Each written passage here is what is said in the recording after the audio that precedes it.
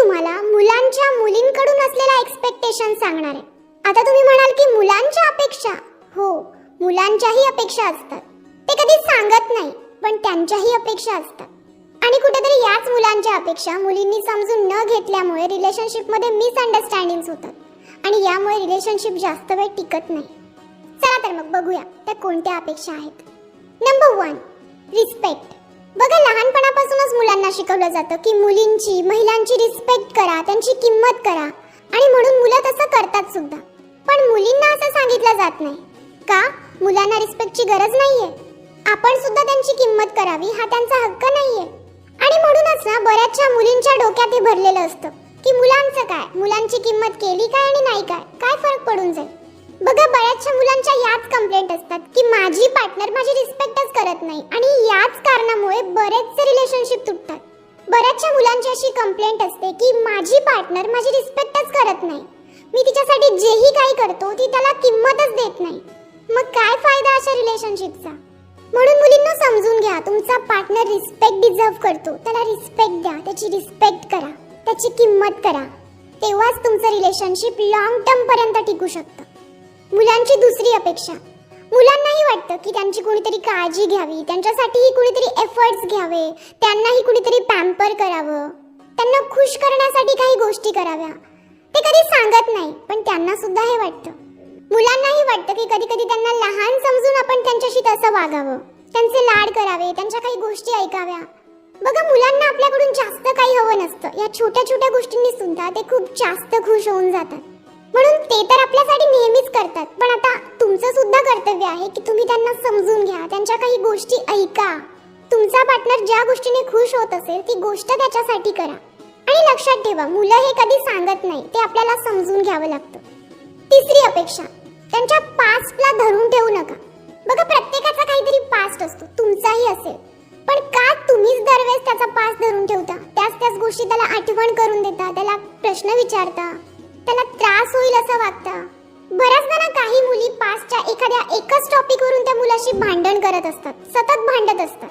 बघा, तो मुलगा आता तुमच्या सोबत आहे, तो तिथून पूर्णपणे निघून गेलाय, मग कशासाठी आता त्याला ते सगळं आठवण करून देताय? बघा, माहिती आहे की तुम्ही खूप पॉझिटिव्ह असता, त्यामुळे त्याचा पास्ट वरून तुम्ही पुन्हा त्याच्याशी भांडण करता, ज्यामुळे तुम्हालाच त्रास होत असतो. मग ठीक आहे ना, त्याच्याशी भांडून घ्या. 1 दिवस, 2 दिवस, 3 दिवस, 15 दिवस भांडून घ्या. एकदाचा पूर्ण भांडून ते बंद करा. तुम्ही आयुष्यभर तेच पकडून ठेवणार आहात का? यामुळे ना तुम्ही खुश राहू शकता ना तुमचा पार्टनर. बऱ्याचदा ना काही मुली भूतकाळात तो माझ्याशी कसं वागलाय हे सुद्धा धरून ठेवतात, आणि मग आता सुद्धा त्याला त्याच्यावरून टोमणे मारत असतात. तू तेव्हा कसं केलं होतं, तू माझ्याशी कसं वागला होतास. हे सगळं मजाक म्हणून ठीक आहे, पण त्या व्यक्तीने तुमची त्याविषयी हजारदा माफी मागितलेली असते. मग करा ना त्याला माफ, निघा त्यातून बाहेर. म्हणून सोडून द्या, त्याचा पास धरून ठेवू नका, कारण तुम्ही त्याच्याशी जे काही भांडण करता, बोलताना, याच्यामुळे त्याला सुद्धा त्रास होतो. तो सुद्धा खूप विचार करतो, तो कधी दाखवत नाही. म्हणून सोडून द्या ते. पुढची अपेक्षा. बघा, बऱ्याच मुलींना ना त्यांच्या पार्टनरच्या मित्रांसोबत खूप प्रॉब्लेम असतो. ते त्यांचे मित्र कमी करण्यामागे लागलेले असतात, आणि स्पेशली जेव्हा फिमेल फ्रेंड असते ना तेव्हा मुलींना जास्त प्रॉब्लेम असतो. पण जर ती फ्रेंडशिप खरोखर प्युअर असेल, ती काही कामानिमित्त असेल, कॉलेजमधली काही फ्रेंड्स असतील, तर समजून घ्या ना, का तुमचे मेल फ्रेंड्स नाहीयेत. हो, माहिती आहे की ती फिमेल फ्रेंड असल्यामुळे तुम्हाला जेलसी होते, इन्सिक्युरिटी होते, पण विश्वास नावाची पण काहीतरी गोष्ट असते ना. तुमच्या पार्टनरवर विश्वास ठेवा. आता बघूया मेल फ्रेंड्स बद्दल. फिमेल फ्रेंड्स आता ठीक आहे, पण काही मुलींना मेल फ्रेंड सोबत सुद्धा प्रॉब्लेम असतो. तू याच्यासोबत का गेलास, तू त्याच्यासोबतच का फिरतोस, तू तुझ्या मित्रांना खूप वेळ देतो, मला तर वेळच देत नाही. पण समजून घ्या, प्रत्येकाच्या आयुष्यात फ्रेंडशिप ही खूप गरजेची असते, महत्त्वाची असते. आणि लक्षात ठेवा, ती फ्रेंडशिप काही आताची नाहीये, ती कदाचित तुम्ही येण्या अगोदर असेल, तुम्ही असतानाही आहे, आणि तुम्ही नसाल तेव्हा सुद्धा असेल. आणि विश्वास ठेवा, जर तुम्ही मुलांची ही अपेक्षा समजून घेतली ना, तर ते तुम्हाला त्यांच्या फ्रेंडशिप पेक्षाही जास्त महत्त्व देतील. पुढची अपेक्षा. बघा, जर तुमचा पार्टनर बिझी आहे ना, तर तो तुम्हाला कमी अटेन्शन देतोय किंवा तो तुम्हाला कमी महत्त्व देतोय असा त्याचा अजिबात अर्थ नाहीये. बघा, तो ज्या कामासाठी बिझी आहे, ते काम जे तो करतोय ते कुणासाठी करतोय? कुठेतरी तुमच्यासाठी करतोय, तुमच्या फ्युचरसाठी करतोय, त्याच्या फॅमिलीसाठी करतोय. म्हणून तो बिझी असेल काही कामात, करिअरमध्ये, तर त्याला समजून घ्या. कारण उद्या जाऊन तो जर सगळं सोडून फक्त तुम्हाला अटेन्शन द्यायला लागला ना, तर तुम्हीच त्याला सांगणार की अरे जा, काहीतरी कामं कर, अभ्यास कर, जॉब कर. आणि जर तुमचा पार्टनर खूप बिझी राहत असेल ना तर उलट स्वतःला लकी समजा, कारण तुम्ही एका रिस्पॉन्सिबल पार्टनर सोबत राहत आहात. शेवटची अपेक्षा जी प्रत्येक रिलेशनशिप मध्ये खूप महत्त्वाची आहे, लॉयल्टी. बघा, तुमच्या पार्टनर सोबत नेहमी लॉयल राहा.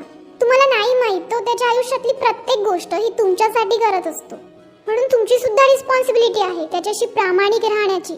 म्हणून कधीही तुमच्या पार्टनरला धोका देऊ नका, त्याला फसवू नका. कधीच कोणतीही अशी गोष्ट करू नका ज्याच्याने त्याला हर्ट होईल. लक्षात ठेवा, बाकी सगळ्या अपेक्षा सोडा. ही एक अपेक्षा खूप जास्त महत्त्वाची असते, आपल्या पार्टनर सोबत लॉयल राहणं, की माझ्या आयुष्यात फक्त तूच आहेस. म्हणून तुमच्या पार्टनरशी नेहमी लॉयल राहा. आणि माझं असं म्हणणं नाहीये की या अपेक्षा मुलींना माहितीच नसतात. बऱ्याच मुलींना माहिती असतात आणि त्या पूर्ण सुद्धा करतात. माझा हा व्हिडिओ त्याच मुलींसाठी होता ज्या मुली त्यांच्या पार्टनरला समजून घेत नाही, ज्यांना माहितीच नाहीये की त्यांच्या पार्टनरच्याही काहीतरी अपेक्षा असू शकतात. बरं, व्हिडिओ कसा वाटला आणि अजून अशा कोणत्या अपेक्षा आहेत ज्या मुलांच्या असतात, कमेंट करून नक्की सांगा.